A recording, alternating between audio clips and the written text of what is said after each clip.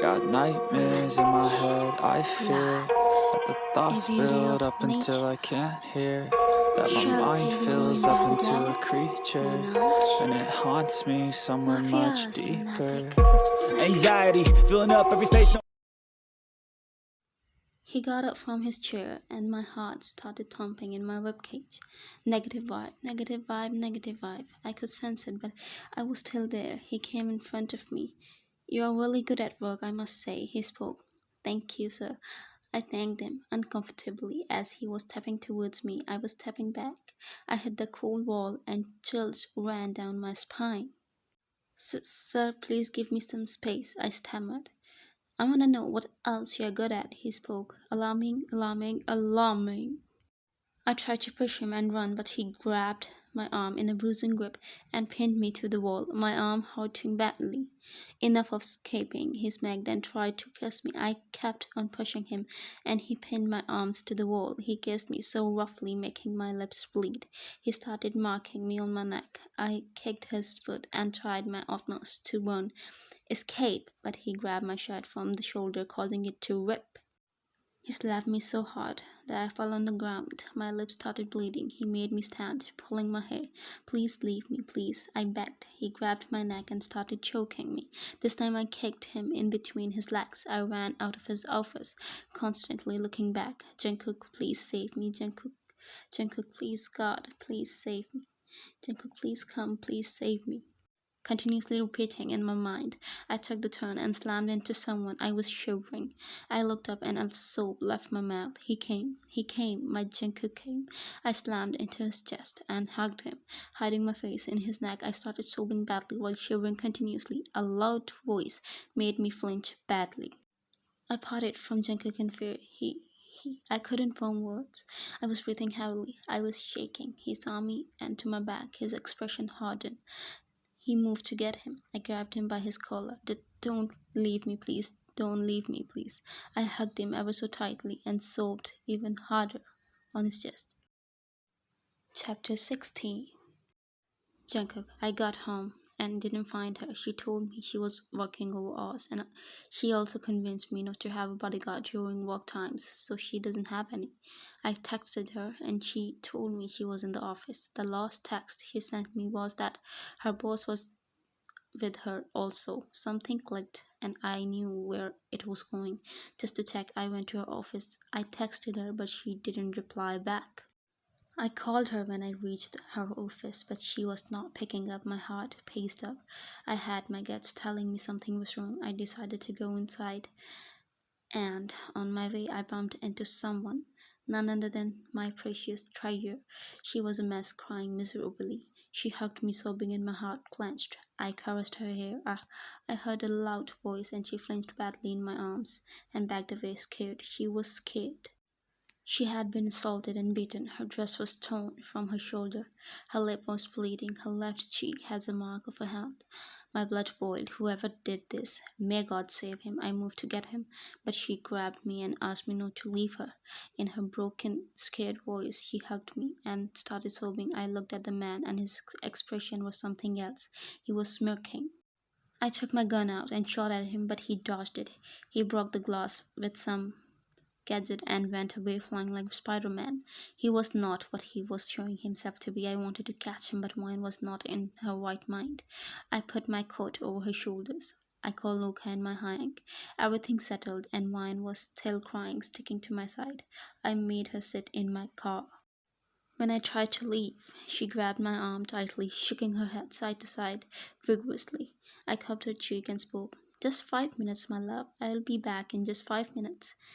No, please," she spoke in her broken voice, tears again streaming down her cheeks. I wiped her tears with my thumb and gave a peck on her forehead. "I know you're strong. Just 5 minutes. Here, take my watch. If it's a second more than 5 minutes, then you can punish me." I winked at her and she hit my arm.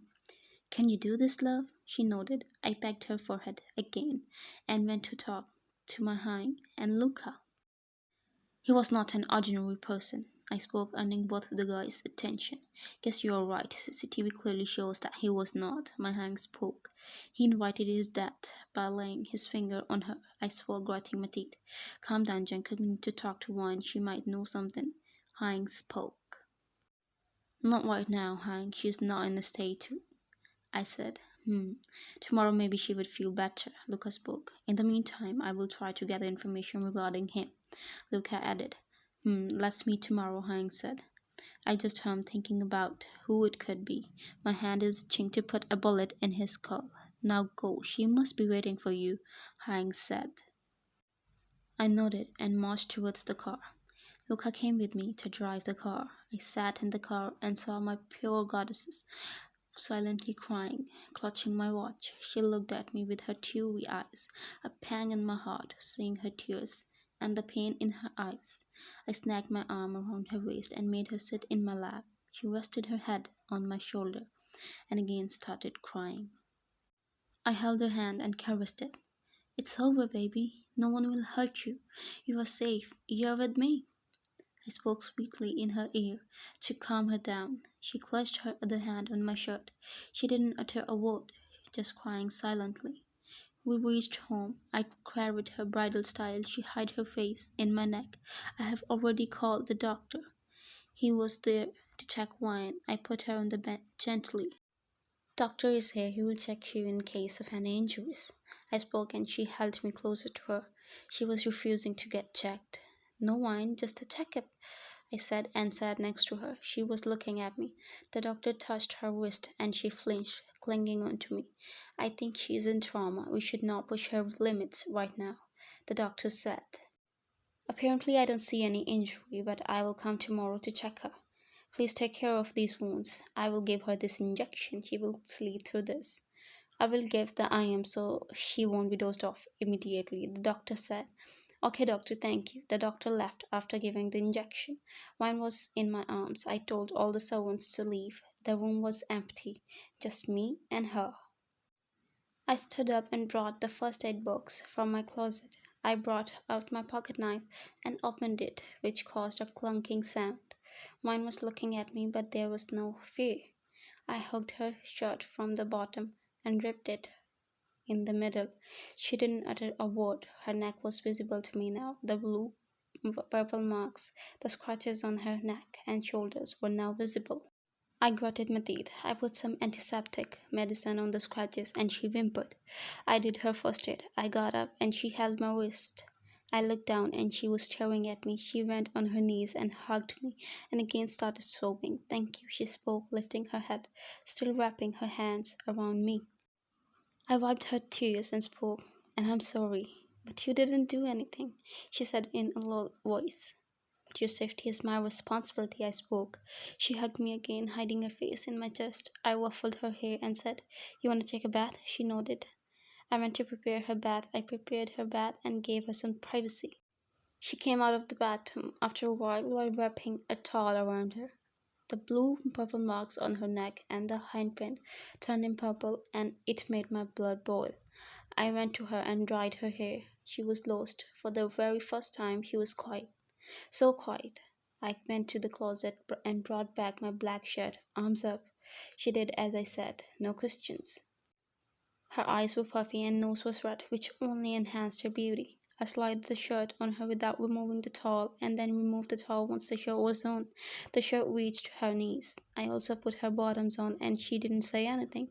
She was sitting on the bed lost. I cupped her cheek, and the tears she was holding in her beautiful eyes fell as she closed her eyes. Baby, I spoke. I'm so dumb. I felt his strange behavior and everything, still I ignored it. She looked me in the eyes. If you didn't come there on time, what would have happened to me? She held my hand tightly.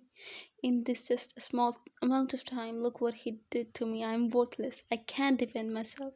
Anyone can do anything to me, and I'm just dumb. So dumb. My parents left me so early. I want to go to them. I don't like this world. I hate it. I hate it. I don't want that. She spoke, opening her heart and started sobbing. She tried to suppress her sobs, but but couldn't. I hugged her and she clenched my shirt. I have no one. I miss mom and dad. I miss them so much. She spoke in between her sobs. You have me, Manoj, I spoke, caressing her hair. She looked at me, breaking the hug. Thank you, she spoke and again hugged me. I lay next to her. I tried to keep her engaged as much as possible so she doesn't think about it. She fell asleep in my arms. While talking to me, I gave a long peck on her forehead and hugged her. The moonlight entering the dark room, I closed my eyes and opened again.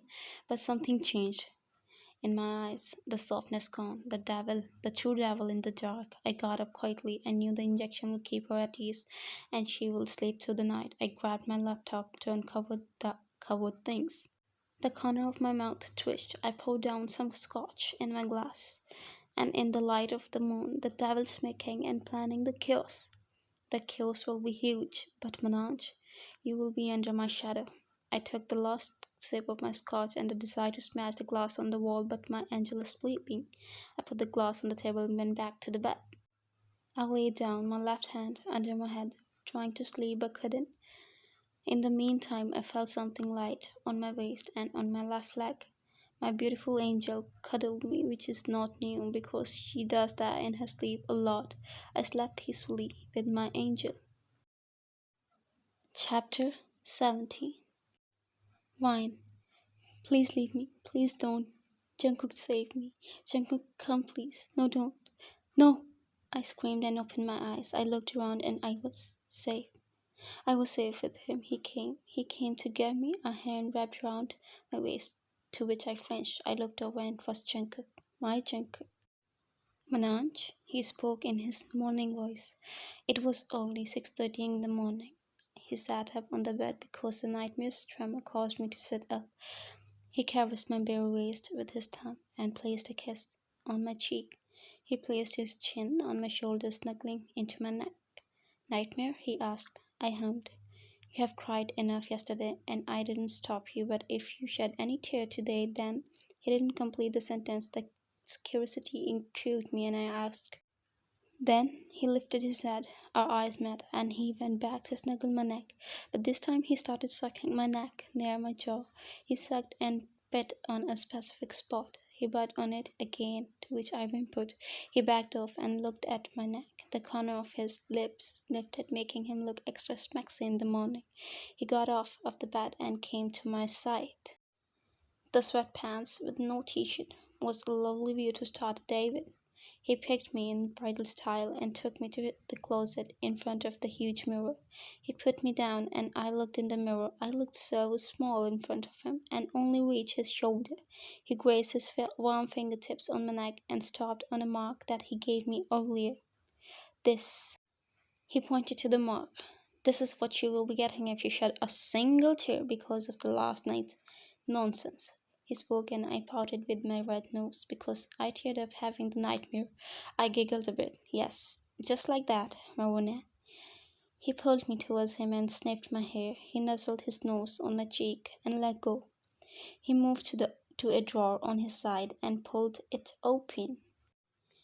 He took a blue velvet box out from it and opened it in front of me. I was so stunned. It was a necklace with his initials on it, JK, with a crown on top. I took it in my hand, speechless. It was beautiful. It has purple diamonds in it. I flipped it over and my name was engraved on it. Jungkook, I whispered. You liked it? He spoke, looking at me through the mirror. No, I spoke and felt his body stiffened. I looked in his eyes through the mirror. I loved it, I spoke, smiling, and he smiled at me. It was customized. He took it out and put it on my neck, then hugged me. This looks perfect on my queen. He spoke, staring at me. How could the devil be this soft? He released me after a while and turned his heel. He looked a little disappointed as I didn't say anything. Jungkook, I called him. He turned to me. Thank you, I spoke, and he smiled. Don't look at me like that, or I will kiss you and not leave you until I make these pretty lips of yours swell. He spoke with a raspiness in his voice, and a cherry tint appeared on my cheeks. He chuckled. Oh my great goodness, the early morning raspy chuckle, making a mess down there. He went to the bathroom, and I went back to the bed. To be continued, don't forget to like and subscribe.